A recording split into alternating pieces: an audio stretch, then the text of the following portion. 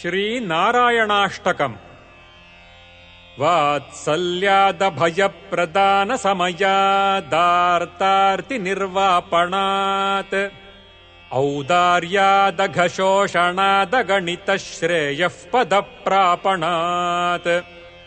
सेव्यः श्रीपतिरेक एव जगतामेते भवन् साक्षिणः प्रह्लादश्च विभीषणश्च करिराट् पाञ्चाल्यहल्याध्रुवः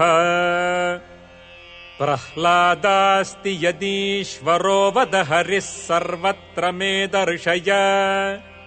स्तम्भे चैव मिति ब्रुवन्तमसुरम् तत्राविरासीद्धरिः वक्षस्तस्य विदारयन्निजनखैर्वात्सल्यमापादयन् आर्तत्राणपरायणः स भगवान् नारायणो मे गतिः श्रीरामोऽत्र विभीषणो यमनघो रक्षो भयादागतः सुग्रीवानयपालयैन मधुना पौलस्त्यमेवागतम् इत्युक्त्वा भयमस्य सर्वविदितम् यो राघवो दत्तवान् आर्तत्राणपरायणः स भगवान् नारायणो मे गतिः नक्रग्रस्तपदम् समुद्धृतकरम् ब्रह्मादयो भोसुराः पाल्यन्तामिति दीनवाक्यकरिणम् देवेष्वशक्तेषु यः मा भैषीरिति यस्य नक्रहनने चक्रायुधः श्रीधरः आर्तत्राणपरायणः स भगवान् नारायणो मे गतिः भो कृष्णाच्युत भो कृपालय हरे भो पाण्डवानां सखे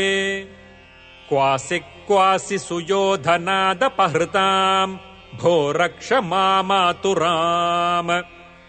इत्युक्तो क्षयवस्त्रसम्भृततनुम् योपालयद् द्रौपदीम् आर्तत्राणपरायणः स भगवान् नारायणो मे गतिः यत्पादाब्जनखोदकन्त्रिजगताम् पापौघविध्वंसनम् यन्नामामृतपूरकम् च पिबताम् संसारसन्तारकम् पाषाणोऽपि यदङ्घ्रिपद्मरजसा शापान्मुनेर्मोचितः आर्तत्राणपरायणः स भगवान् नारायणो मे गतिः पित्रा भ्रातरमुत्तमासनगतम् चौत्तानपादिर्ध्रुवः दृष्ट्वा तत्सममारुरुक्षुरधृतो मात्रावमानम् गतः यङ्गत्वा शरणम् यदापतपसा हेमाद्रिसिंहासनम् आर्तत्राणपरायणः स भगवान् नारायणो मे गतिः कावेरी हृदयाभिरामपुलिने पुण्ये जगन्मङ्गले चन्द्राम्भोजवती तटे परिसरे धात्रा समाराधिते श्रीरङ्गे भुजगेन्द्रभोगशयने शेते सदा यः पुमान् आर्तत्राणपरायणः स भगवान् नारायणो मे गतिः आर्ता विषण्णाः शिथिलाश्च भीताः घोरेषु च व्याधिषु वर्तमानाः सङ्कीर्त्य नारायणशब्दमात्रम्